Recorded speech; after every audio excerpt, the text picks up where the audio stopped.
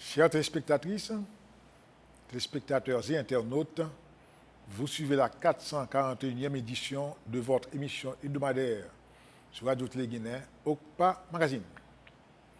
OCPA Magazine, c'est l'émission de l'Ordre des comptables professionnels agréés d'Haïti qui vous renseigne sur la comptabilité, l'audit, la fiscalité, la finance, les finances publiques, l'éthique, la gestion, les nouvelles technologies de l'information et de la communication. L'émission qui passe chaque mardi à 10h PM sur Télé-Guinée, reprise mercredi à 10h AM. Et pour les internautes, ils peuvent naviguer sur le www.rtghaiti.com. À cette 441e édition de la série, nous avons retenu pour thème les grands défis de l'administration communale moderne. Pour avoir cette émission, nous avons le plaisir et le privilège de partager le plateau avec un homme de l'art, un professionnel, un chercheur. Il ne se passe de présentation. Il fait beaucoup de bien sans faire de bruit. Je veux citer le professeur Franz Théodate. Professeur Théodate, bienvenue à notre émission. Bien, merci. C'est un plaisir d'être ici à OCPA Magazine et de partager le plateau avec un ami, un professionnel, un collaborateur, un condisciple.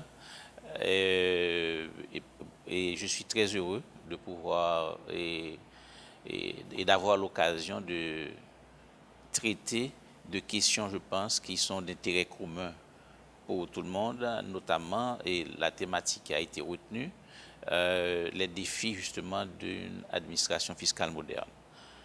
Et je suis heureux justement, comme je vous l'ai dit, de pouvoir discuter pendant quelques minutes justement de ces questions qui sont, je pense, d'un grand intérêt pour le public. Merci encore une fois.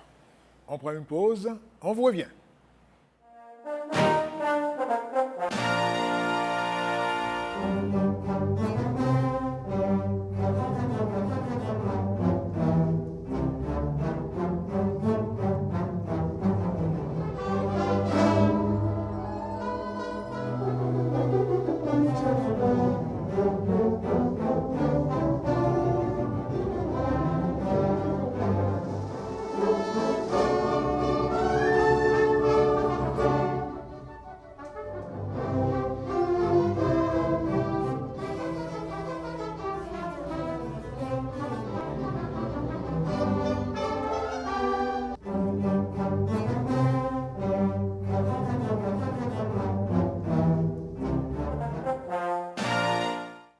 Nous vous rappelons, et ceux qui voudraient particulièrement intégrer l'ordre des comptables, que les inscriptions sont reçues de 9h à 4h PM au local de l'ordre à la rue Panaméricaine Pétionville. L'ordre, encore une fois, c'est la corporation qui réunit les comptables professionnels. On ne peut pas pratiquer la profession comptable sans être membre de l'ordre. Nous rappelons encore une fois que l'ordre organise aussi des cours de formation sur mesure, des séminaires, et il y a un événement mensuel qu'on appelle Jeudi d'experts comptables, qui est un événement ouvert au grand public et aux membres de la corporation dans le cadre de la formation continue. Nous avons à chaque émission un conseil. Eh bien, aux sociétés anonymes particulièrement. lorsqu'on investit dans une société anonyme, l'actionnaire s'attend à avoir des dividendes. Les dividendes représentent la rémunération de son investissement. Et la loi prévoit, je cite particulièrement le décret du 29 septembre 2005, lorsque les profits ne sont pas distribués aux actionnaires ou bien qu'ils ne sont pas réinvestis, eh bien, ils sont taxés à 30%. Donc, la loi porte les membres du conseil d'administration à procéder soit à la distribution des dividendes, soit à leur réinvestissement. Dans le cas contraire, il y a un impôt de 30% sur ces profits accumulés après 5 ans. L'émission du jour, c'est les grands défis de l'administration communale moderne. Dès qu'on parle d'administration communale, eh bien, sachez qu'on parle tout bonnement des mairies. Eh bien, professeur Théodate, vous allez nous dire, au cours de cette intervention, comment vous comprenez le rôle de l'administration communale en termes, je dirais, de fourniture de services aux gens de la communauté, en termes de gouvernance, en termes de ressources, et pourquoi pas en termes de reddition de comptes aussi. C'est ça, je dirais, le panorama de l'émission. Donc, pour commencer, il va nous faire comprendre en quoi l'administration communale se distingue de l'administration centrale. Bon, et l'administration communale a un territoire. Certainement, c'est un territoire qui est limité, je dirais, à l'intérieur du grand territoire national, mais sur lequel il y a une gouvernance, que nous appelons une gouvernance locale. Et en général, quand on voit un maire, on le voit déjà avec un territoire déterminé à gouverner. On le voit en tant qu'un gestionnaire, justement, des services et des institutions qui sont sur son territoire, et certainement une population qui reçoit et bénéficie de ces services. C'est un petit peu en clair le rôle d'un maire au niveau d'une commune. Donc, quelqu'un qui est à l'administration d'un territoire est supposé faire en sorte qu'il améliore le cadre de vie de tous ceux, naturellement, qui sont des usagers, des entrepreneurs et des habitants de cette commune. Donc, c'est à ce titre-là que le maire lui-même est le principal acteur et l'animateur, justement, du territoire communal. L'animateur en désignant et en s'assurant que les services sont fournis à la population qui habite son territoire. C'est un peu en clair ce que c'est. Donc, le maire est, à juste titre, le premier citoyen de sa commune, le gestionnaire des ressources, le gestionnaire de celui qui cherche le bien-être des gens de sa commune. Et à ce titre-là, il y a un ensemble de services auxquels il faut s'attendre aussi de la commune. Oui. Est-ce qu'il n'y a pas de conflit d'intérêts entre, je dirais, l'administration centrale, à savoir l'État central, et, je dirais, ce gouvernement local? Bon, évidemment, et les compétences des mairies sont clairement définies. Il peut y avoir ce que j'appellerais certaines zones d'ombre et qui parfois pourraient mettre en conflit l'État central et ce que j'appellerais l'État local. Local. Oui, mais finalement, et on arrive quand même à trouver ce que j'appellerais un modus operandi. Parce que le maire lui-même étant quand même quelqu'un qui, dans son mode de gestion, organise ce que j'appellerais le vivre ensemble. Donc, et quel que soit le type de conflit éventuellement qui pourrait intervenir, en général, il y a toujours naturellement une entente qui s'établit et qui permet justement une certaine harmonisation et une articulation des rapports entre le gouvernement local et le gouvernement central. Donc c'est un petit peu ça, et enfin, dans ce qui se passe en général quand il s'agit des conflits qui pourraient intervenir. Je prends un cas très simple, le problème par exemple de la délimitation des territoires. Voilà un élément de conflit qui pose très souvent problème et qui parfois demande l'arbitrage du gouvernement central. Bon, certainement, ça fait des frustrations au niveau de certaines mairies, ça fait peut-être des mécontents aussi, mais toujours est-il qu'il y a finalement ce que j'appellerais un modus operandi qui permet quand même à la cité de vivre et à l'État central aussi de pouvoir exercer pleinement ses attributions. Très bien. Et alors, vous avez parlé de délimitation territoriale, c'est-à-dire qu'entre communes, entre plusieurs communes, peut y avoir, je dirais, un conflit, rien que pour la délimitation territoriale. Oui. Mais comment ceci est-il réglé généralement, selon votre expérience? Bon, et sur la base de l'expérience quand même que j'ai vécue, le constat c'est qu'il y a un arbitrage qui se fait à travers certaines institutions qui en ont l'expertise et auxquelles l'État central fait appel. En général, sur la base de discussions intervenues entre les institutions techniques, naturellement les deux communes en présence aussi, et le ministère de tutelle. Et en général, on arrive justement à avoir ce qu'on appelle les données techniques, notamment avec les grands développements qui se font au niveau de la géospatialisation pour la délimitation des communes. C'est un petit peu ça, puisque en général, il y a déjà le texte des décrets de délimitation. Maintenant, sur la base des textes de délimitation, on utilise les instruments justement de la technologie pour permettre de situer le territoire et ce qui permet un petit peu de doser tout élément de conflit qu'il pourrait y avoir en général entre deux communes qui sont limitrophes. Limitrophes. Oui. Parfait. Alors, pour M. Théodate, vous avez parlé c'est-à-dire le maire, en tant que gestionnaire, est à la recherche du bien commun, du développement de sa commune.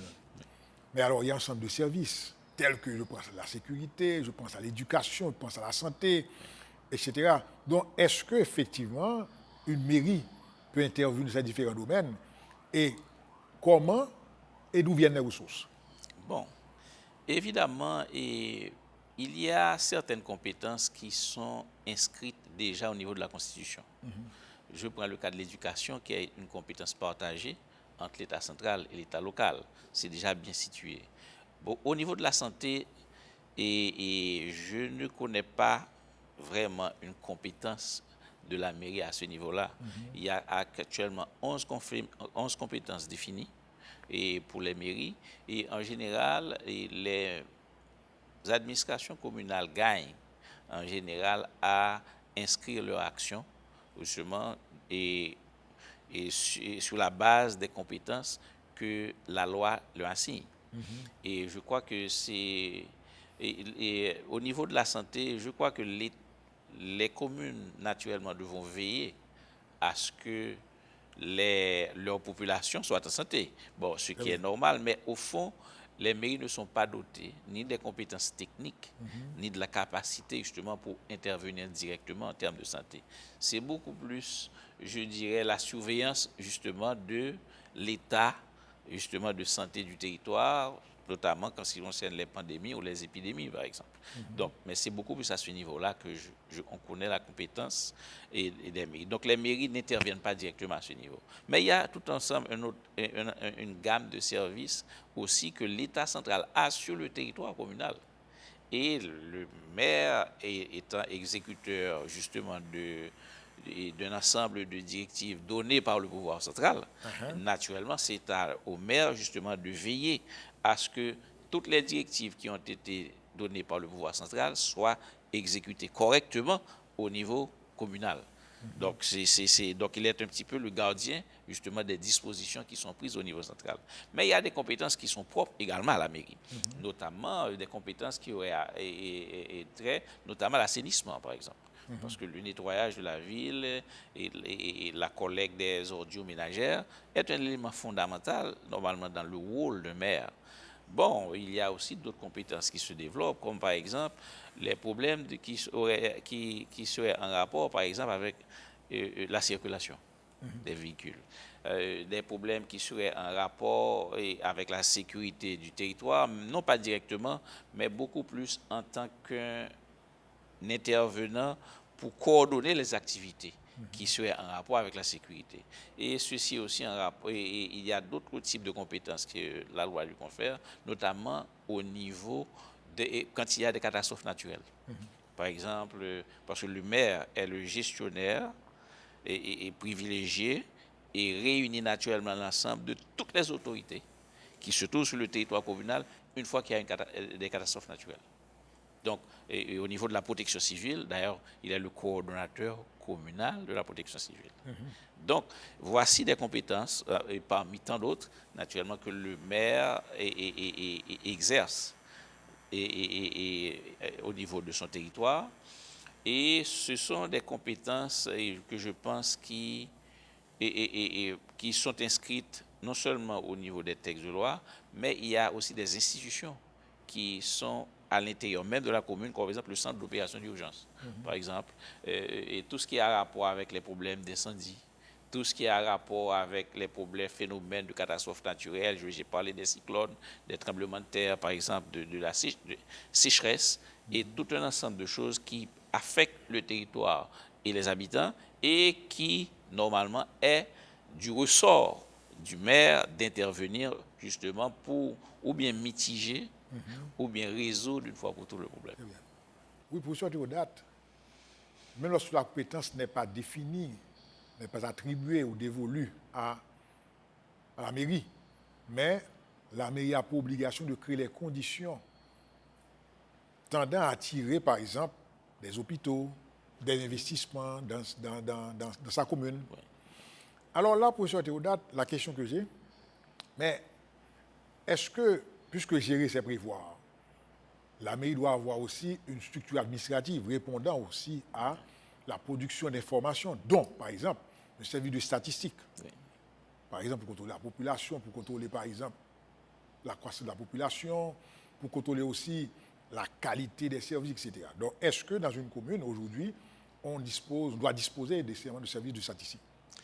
Bon, évidemment, il faut dire que dans les mairies, il existe certainement des services statistiques, mais qui sont beaucoup plus en rapport avec les recettes fiscales.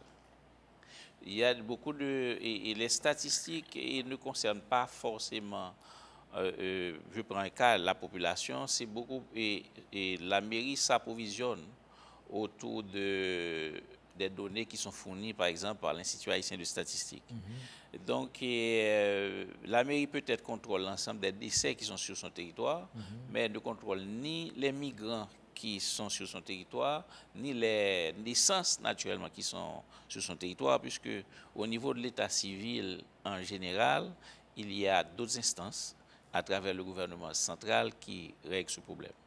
Donc, la mairie, pour des raisons de coordination, pour des raisons, par exemple, d'outils d'aide à la décision, peut toujours solliciter normalement les services ou les données qui ont déjà été élaborées et enregistrées par d'autres instances et peut naturellement les traiter pour et résoudre un problème en rapport avec ses préoccupations propres. Mais en fait, la mairie ne contrôle pas cet élément-là. Bon, mais il faut dire aussi qu'il y a un autre problème. La mairie a déjà 11 compétences et pour lesquelles les problèmes sérieux de moyens se posent. Et je pense que actuellement, la bonne stratégie serait déjà de pouvoir doter les mairies des ressources nécessaires pour qu'elles puissent exercer compétemment les attributions que la loi naturellement leur confère. Et je crois que ce serait déjà un grand pas. Maintenant, tout à l'heure, vous avez évoqué le rôle du maire comme étant quelqu'un aussi qui devrait normalement, et Faire la promotion démarcher. Faire Démarcher. la promotion de sa commune. Exactement, démarcher justement auprès des instances, des entrepreneurs, des investisseurs pour s'assurer que pratiquement il y a un ensemble d'investissements qui s'orientent vers sa commune et surtout des investissements pour valoriser non seulement sa commune, mais pour s'assurer aussi qu'il y a, ça élargit un peu l'assiette justement des ressources de la mairie. Et je crois que ça, c'est un élément important. Et on a quand même assisté ça à travers certaines communes, notamment de la zone métropolitaine. Et ça, je crois que parfois, par l'effet d'autres événements, je prends le cas du tremblement de terre, par exemple, qui a quand même poussé certaines entreprises ou d'autres institutions à se réinstaller ou dans les communes périphériques, notamment à Pétionville, à Delma et à Tabar. Donc on connaît bien cette situation-là. Mais il y a des maires aussi qui, en général, démarchent auprès des entrepreneurs, des investisseurs, pour s'assurer que pratiquement, par exemple, les banques s'installent et s'assurer qu'il y a des investissements à être fait du côté de leur, en fait, au niveau de leur commune. Mais malheureusement, c'est l'exception, je dirais, actuellement, malheureusement. Très bien. Alors, puisque l'émission, c'est les grands défis de l'administration fiscale, l'administration communale moderne. Alors, professeur Théodate, et il y a aussi les mouvements de population, la grande mobilité de la population, les déplacements, il y a les naissances aussi. Donc, est-ce que les mairies, pour leur part, en dehors de la promotion que le maire doit faire pour sa commune, pour attirer l'investissement, etc., mais est-ce qu'il n'y a pas, vous avez bien dit que le maire est responsable de la circulation de sa commune, mais avec ce déplacement de la population, et même aussi, à l'inverse, l'exode rural. Oui. Donc, est-ce que les maires ne doivent pas disposer aujourd'hui de cet outil pour suivre l'évolution de leur population, pour éviter la dégradation des services? Bon, évidemment, et c'est un phénomène qui est, je dirais, mondial. C'est-à-dire, nous avons de plus en plus une urbanisation qui s'accélère, mais c'est une tendance mondiale. Mais le problème n'est pas l'urbanisation en tant que telle, mais c'est justement le chaos que ça engendre, le fait que l'État ne soit pas en mesure justement de pouvoir accueillir naturellement les personnes qui arrivent normalement et qui partent justement des zones rurales. Et c'est un phénomène malheureusement qui est en train enfin, c'est quasiment un constat.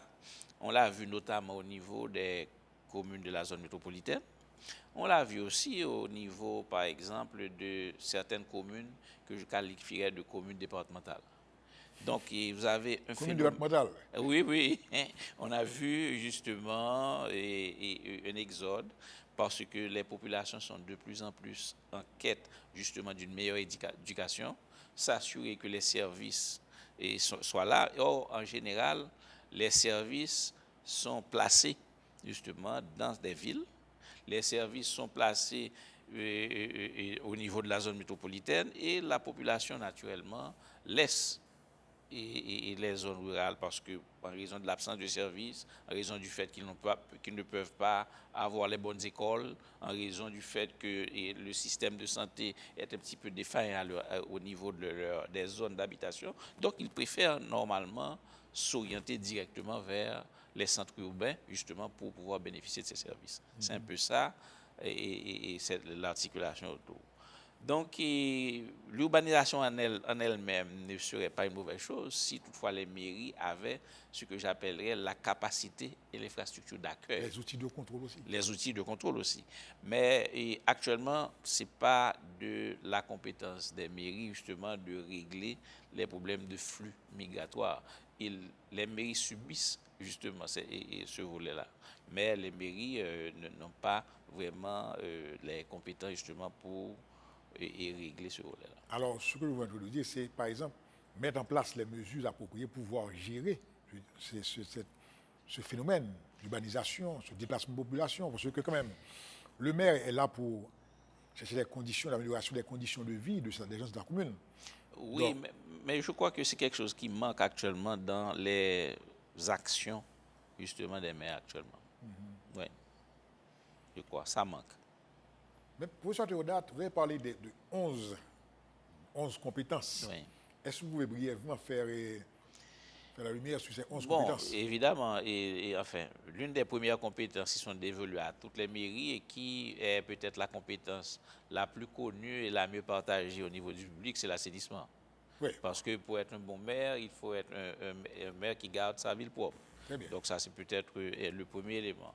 Il y a aussi des compétences qui sont en rapport, par exemple, avec l'environnement. Très bien. Vous voyez, il y a des compétences qui sont en rapport avec l'éducation.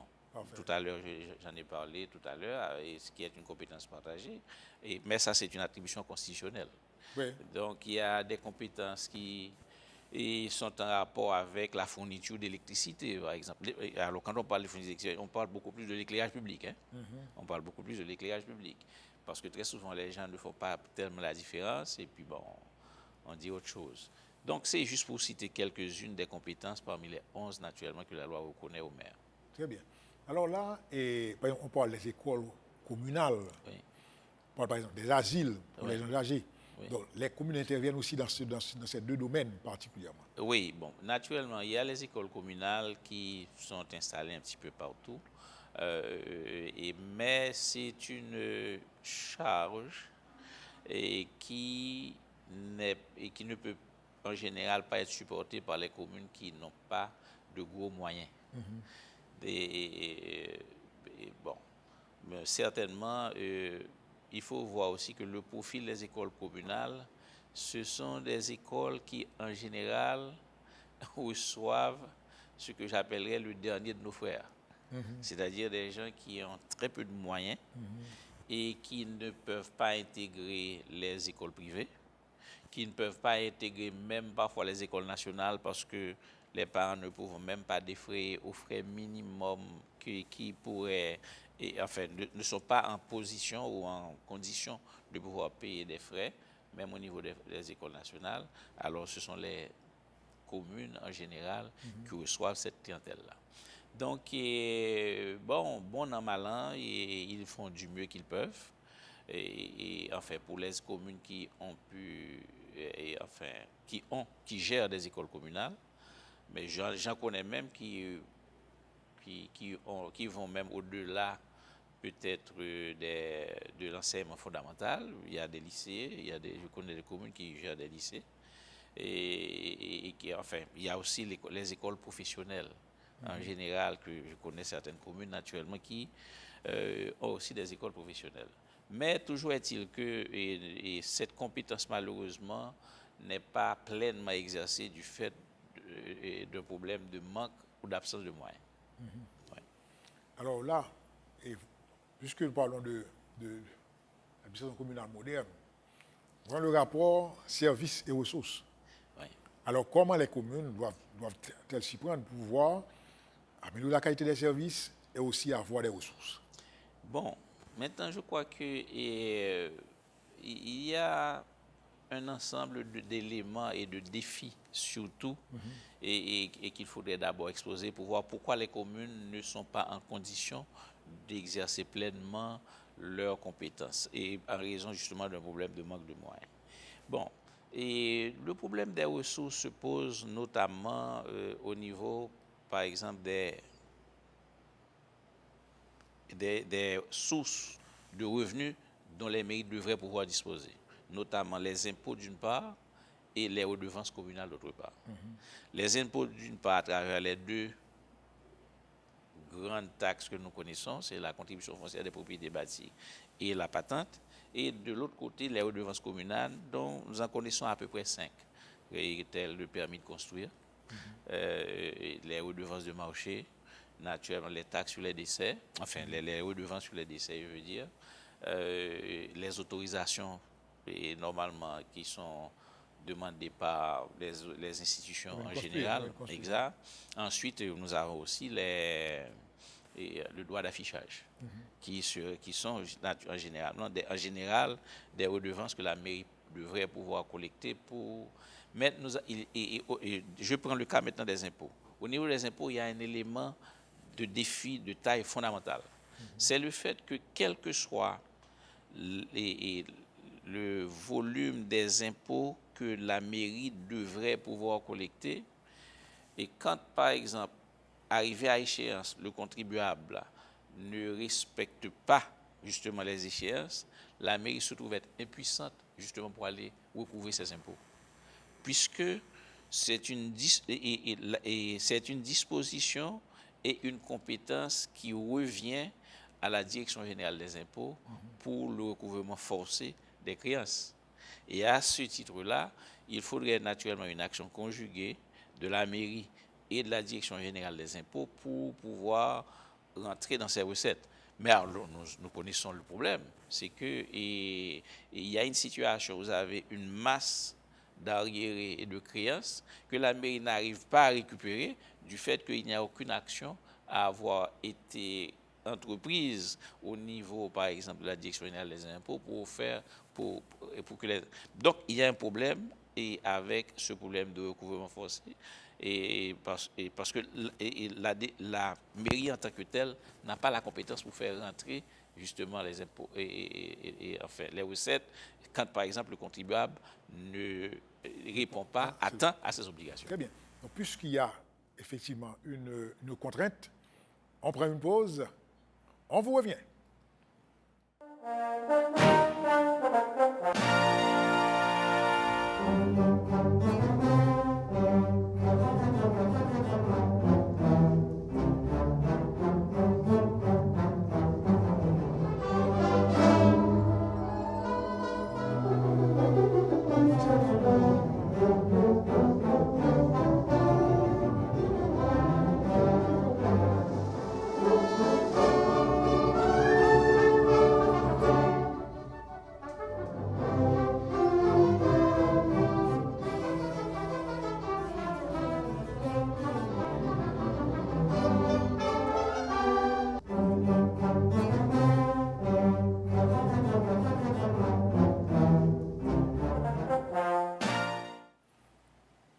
Chers spectatrices, spectateurs internautes, vous suivez la 441e édition et notre invité, le professeur Franz Théodate.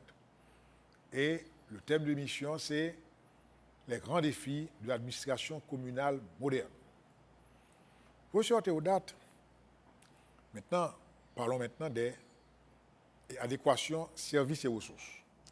Vous avez dit avant la pause, les communes sont confrontées à un problème de ressources et de collecte de ressources particulièrement, de recouvrement. Il y a des arriérés d'impôts qui ne sont pas payés parce que les communes n'ont pas d'autorité pour intervenir directement. Et c'est le rôle de la DGI. Donc, c'est un problème institutionnel qui devrait être résolu. Donc, puisque nous parlons de l'administration communale moderne, professeur Théodate, ces grands défis, quels sont ces grands défis? Bon, et si toutefois nous devons intervenir au niveau des ressources financières dont la mairie devrait disposer, bon, il y a les défis qui sont en rapport justement avec l'adéquation services et ressources. Mais le gros problème et qui doit être tranché dès le départ, c'est est-ce qu'il faut avoir les ressources pour fournir les services ou faut-il commencer par les services pour justement arriver à collecter les ressources? Mais moi, je tranche en général de manière directe pour dire que pour ne pas se trouver dans la situation de l'œuf et de la poule, on s'est dit une chose, que les contribuables commencent à payer, après, ils peuvent toujours naturellement recourir justement aux services concernés pour dire que, écoutez-moi, j'ai besoin de ce service parce que j'ai payé. Donc, je crois il faut d'abord commencer par payer. Enfin, c'est comme ça que moi-même, je vois le problème. Donc, un peu le mot, c'est payer et exiger. Oui, exact. Payer et exiger, exact. Si on veut le dire justement en raccourci, c'est un peu ça. Maintenant, ce qui est important, il y a certainement d'autres défis qui sont en rapport avec ça. C'est que pour arriver à faire rentrer les ressources et pour arriver à fournir les services, déjà, il faut définir la gamme des services qu'on est capable d'offrir. Parce que il y a des niveaux de service que les mairies n'ont peut-être pas forcément les capacités nécessaires. La commune elle-même ne dispose pas de ressources suffisantes aussi pour pouvoir arriver à fournir certains services que parfois la population réclame. Très souvent. Et très souvent, il y a certains services qui sont fournis par la mairie. Et il y a aussi une grande confusion entre justement des services qui devraient être fournis par l'État central. Et naturellement, on incombe justement la grande responsabilité au maire. Je prends le cas des ordures ménagères, où il est clairement dit que les mairies doivent naturellement déposer les ordures ménagères dans des sites de décharge provisoires. Et il revient maintenant à travers la structure métropolitaine, enfin je parle justement de la métropolitaine pour le moment, et que la collecte ne se fait pas directement par les mairies.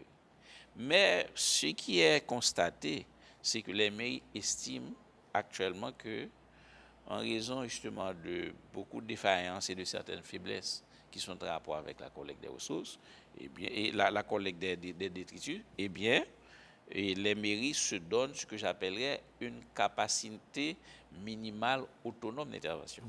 Oui, pour s'assurer qu'au moins il y a un minimum qui est fait dans la ville. Maintenant, il y a aussi le fait que les maires, enfin, le contribuable lui-même ne voit pas justement cette nuance entre celui, par exemple, qui empile et qui dépose dans un site provisoire et la personne qui vient collecter. Ce qui est visible pour le contribuable, c'est que sa ville soit propre. C'est le plus important. La finalité. Ah oui, c'est la finalité. Or, c'est la raison pour laquelle on impute au maire la responsabilité, justement, quand la ville n'est pas propre. C'est un gros problème. Maintenant, certainement, il y a d'autres services qui sont offerts par la mairie et qui sont des services très souvent dont la qualité peut poser problème. Et en raison justement de problème de manque de moyens, j'ai pris le cas par exemple des écoles communales. Et premièrement, on voit que les professeurs ne sont pas forcément logés à la même enseigne que les professeurs des écoles nationales ou les professeurs du secteur privé.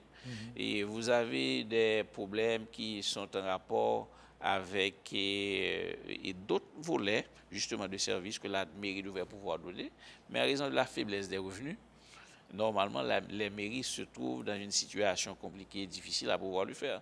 Mais il y a un autre phénomène qu'il va falloir comprendre aussi. C'est que plus le phénomène de l'urbanisation s'accélère, plus la qualité des services aussi se détériore. Oui. Parce que les maires n'ont pas pu collecter suffisamment de ressources pour pouvoir faire face justement à cette vague justement de personnes qui migrent vers leur commune. Et c'est un élément clé et fondamental dans la gestion de la ville.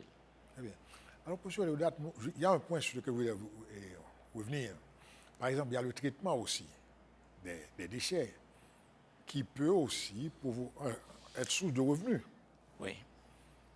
Par exemple, la production d'électricité. Oui.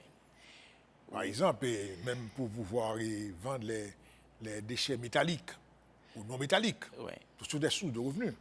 Bon, évidemment, enfin, sur la base des expériences qui ont été faites, par exemple, on a constaté que la majeure partie, justement, des détritus peuvent être valorisés. Bon, oui, peuvent être valorisés. Et je ne crois pas qu'on ait touché vraiment du doigt et mettre l'emphase justement sur ce volet-là au niveau des mairies. Je prends un cas que je connais, d'une commune que je connais bien, la mairie Tabar. Eh bien, au niveau du marché tabac, 60 à 70% des déchets sont des déchets qui sont en rapport avec les cartons. Oui. Et ces cartons sont des matières premières pour ceux, par exemple, qui fabriquent les briquettes de charbon. Donc, ce sont autant d'éléments valorisants, mais il y a quand même une partie où la chaîne est coupée. C'est-à-dire, l'élément traitement des déchets n'est pas adressé. Et c'est ce qui explique qu'il y a une bonne partie des déchets aussi qui reviennent quasiment. Ça n'a fait que changer de place, en réalité, mais ça revient. Et il y a même certaines pratiques, enfin, qui sont préjudiciables à l'environnement, parce que depuis quelque temps, on a constaté que les déchets maintenant, étant donné que des problèmes que ça pose au niveau des sites de décharge, eh bien, les déchets sont déversés directement dans les rivières. Donc, ce qui crée naturellement une situation compliquée au niveau environnemental. Donc, c'est juste pour dire que le problème des services, et de plus en plus, les services deviennent plus chers, parce que et de plus en plus, vous avez une population, beaucoup plus de gens à servir, et vous n'avez pas forcément, en contrepartie, les ressources appropriées pour le faire. Et c'est une situation auquel fait face quasiment l'ensemble des mairies. Et c'est une situation un petit peu compliquée. Mais il y a un élément enfin, qui est actuel. C'est que les mairies sont parfois dans des situations de dysfonctionnement. De dysfonctionnement pour des problèmes qui sont simples. Ne pouvant pas collecter eux-mêmes les ressources et s'attendant à avoir des transferts du gouvernement central qui n'arrivent pas. Les mairies sont toujours dans une situation de dysfonctionnement. Par exemple, on connaît la situation, il y a à peu près 15 mois d'arrêt de salaire pour les mairies actuellement, dont justement le fonctionnement dépend des ressources du ministère de l'Intérieur. Donc, c'est une situation un peu compliquée. Maintenant, comment les services peuvent être fournis si toutefois les employés eux-mêmes ne viennent pas à leur travail? Et ils ont le bon prétexte de dire que, écoutez, moi, je n'ai pas les moyens pour venir. Donc, c'est une situation un petit peu compliquée et difficile et qui affecte directement les mairies. Et bon, pour les mairies, naturellement, qui sont autonomes et qui ont la capacité eux-mêmes de pouvoir générer leurs ressources, le problème ne se pose pas.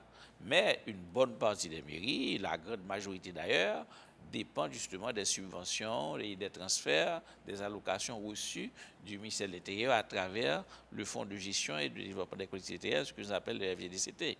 Eh bien, et depuis quelque temps, le constat qui est fait, c'est que les maires n'arrivent pas à recevoir justement ce minimum qui leur permet de fonctionner.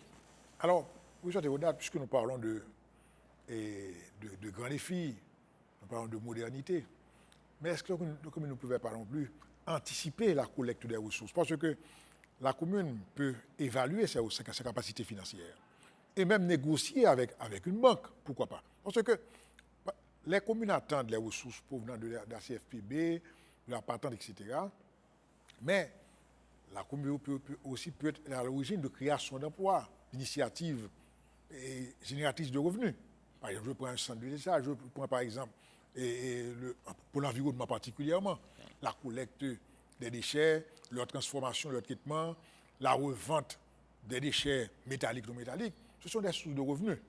Et également, pour vous aux dates, est-ce que les communes n'ont pas de problème aussi de gouvernance, la reddition de comptes, implication des citoyens dans la gestion des communes? Oui. Bon, il faut dire aussi que le problème de gouvernance se pose aussi. Et ça se pose dans la mesure où le constat quasiment qui est fait, c'est que pour que la mairie puisse négocier les recettes, même s'il a un potentiel de recettes, il faut qu'on soit capable justement d'aller collecter ce potentiel-là. Donc d'évaluer d'abord. Et donc évaluer. Donc maintenant, pour ce faire, certainement, il faut qu'il y ait une bonne équipe municipale capable de le faire. Et la mairie doit inspirer confiance aussi. La gouvernance. C'est la gouvernance. La confiance. Justement. Donc, c'est l'équipe municipale, la façon dont elle est constituée, l'administration communale, la façon dont elle est constituée, et les compétences naturellement qui sont là, les ressources justement qui se disent, ah écoutez-moi, avec cette équipe, on peut travailler. Parce qu'une banque, en réalité, qu'est-ce qu'elle fait? La banque, naturellement, ne va rien avancer si elle n'est assurée, justement. Mais il y a aussi d'autres volets. Il y a le volet je dirais, de l'imprévision même de certains événements qui, arrivés à échéance, ne peuvent se renouveler de manière régulière. On tombe très souvent dans les commissions communales. Oui. Et très souvent, on change d'équipe communale. Et on sait que c'est le système de dépouille. Quand normalement il y a une équipe à partir, quasiment l'ensemble, une bonne partie de l'administration part aussi.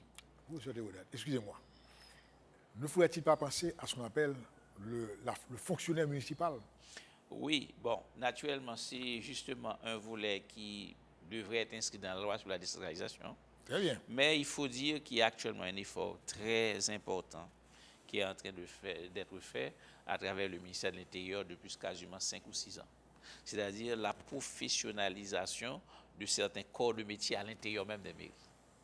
Et ceci a permis de garder un minimum, je dirais, de cadre à l'intérieur des mairies et qui donne un petit peu plus de tonus, je dirais, à l'administration C'est une municipale. permanence. Mais exactement. Et je crois que c'est un effort particulier qui a été fait à ce niveau-là. Et à ce niveau, je crois que c'est extraordinaire. Bon, il y a un deuxième volet et aussi c'est le fait que actuellement, toutes les mairies peuvent présenter un budget. Toutes les mairies, quelles qu'elles soient. C'est-à-dire que vous avez un corps municipal à travers le comptable de la mairie qui a été un corps de métier qu'on a professionnalisé, les responsables de fiscalité dont, qui ont été professionnalisés aussi. Donc, ça a permis quand même de donner enfin un certain aura justement à l'administration municipale. C'est un bon point. Et c'est un bon point. Donc, je crois que c'est quand même quelque chose qu'il fallait souligner aussi, parce que tout n'est pas négatif, justement, dans la gouvernance de la mairie. Non. C'est important. Pas au contraire. Et c'est important. Bon, maintenant, certainement, les mairies sont confrontées à d'autres problèmes de gouvernance, notamment au niveau du territoire. Vous savez qu'un maire aussi a quand même la gestion de son territoire. Et la gestion de son territoire, c'est tout ce qui se trouve, justement, sur son territoire, et qui pose parfois problème avec les problèmes d'aménagement. Je prends des cas simples. Le problème des communes, par exemple, pour lesquelles il n'y a pas un système de drainage et qui sont inondées à tout moment à la moindre averse. Maintenant, ça coûte cher à une administration communale de gérer le problème des inondations parce que justement il y a un défaut de drainage à ce niveau-là. Donc, vous avez des situations un petit peu compliquées auxquelles les maires font face et qui créent en réalité un grave problème justement et de gouvernance aussi. Bon, maintenant, et vous avez parlé tout à l'heure de la reddition de comptes. Oui, mais certainement, et les maires se doivent justement de rendre compte. Et de plus en plus, on a constaté qu'il y a certaines habitudes qu'on est en train d'inscrire dans la gestion de la mairie qui sont justement des mécanismes, je dirais, des mécanismes qui les renforcent. Je prends le cas des audiences publiques. Ouais. La participation de la population aux décisions justement qui se prennent au niveau de la mairie. Le choix, par exemple, des projets. On a vu aussi actuellement, il y a une dynamique actuellement d'une planification aussi des décisions de la mairie à travers ce qu'on appelle les plans communaux de développement. Et ces plans-là sont communiqués au public? Bon, certainement parce que ça se fait avec la participation du public. Et ça se fait avec la participation du public. Donc cela veut dire qu'il y a ce que j'appellerais, ce que je peux appeler une appropriation qui se fait puisqu'ils y ont participé. Et c'est ce qui explique que, enfin actuellement, je crois que c'est un phénomène qui est en train justement d'être de s'étendre de plus en plus au niveau des mairies. Bon, bien qu'au fond, il y a un élément de faiblesse à ce niveau, sur la base des projets en général qui sont listés et de commun accord avec la population, comment ces projets vont être exécutés. Pas seulement acceptés, mais financés. Oui, exécutés. Exécutés, oui. Maintenant, ça c'est un élément important qu'il va falloir adresser au niveau des communes. Bon, et l'autre aspect aussi qu'il va falloir traiter, c'est le problème de l'entretien des équipements et des ouvrages qui vont être réalisés.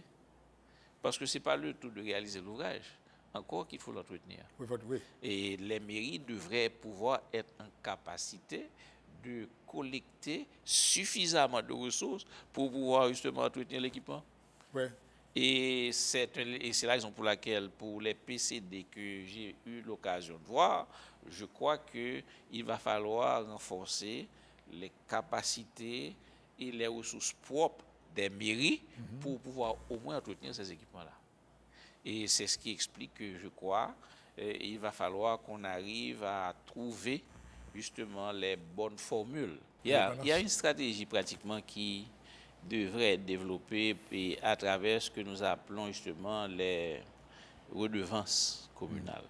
C'est-à-dire, avec la redevance, le service est presté et le contribuable, naturellement, est dans l'obligation de payer aussi. Okay. Et je crois que ce niveau-là, malheureusement, n'a pas été exploité comme ça se doit.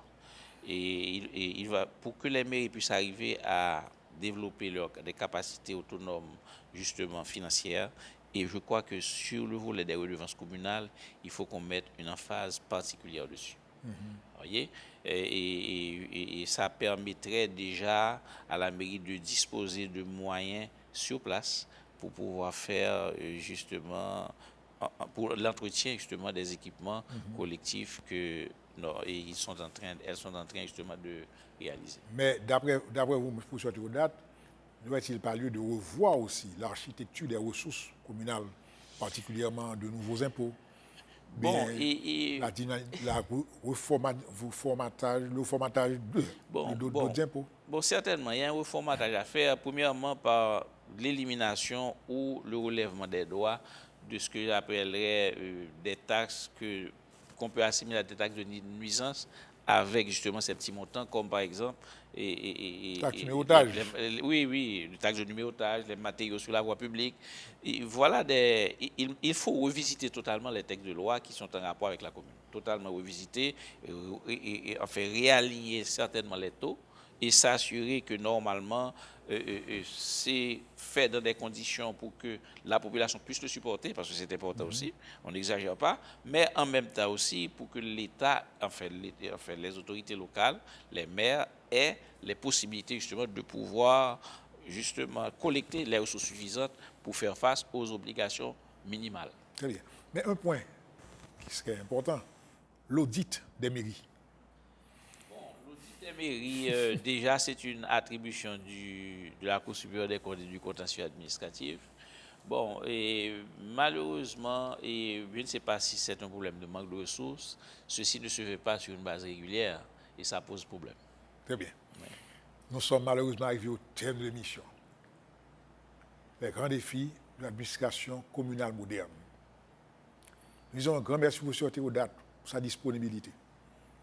Vous avez appris comment les mairies peuvent aussi avoir des initiatives créatrices de ressources et aussi exiger le paiement des impôts, fournir des services et rendre compte aux usagers. C'est la formule magique qui permettra à la mairie de vendre l'image d'une institution responsable et pourquoi pas très utile à la population. Le maire est là pour servir et les usagers sont là aussi pour fournir les ressources et exiger des services. Encore une fois, nous disons pour souhaiter au date un grand merci et à vous, nous disons à bientôt.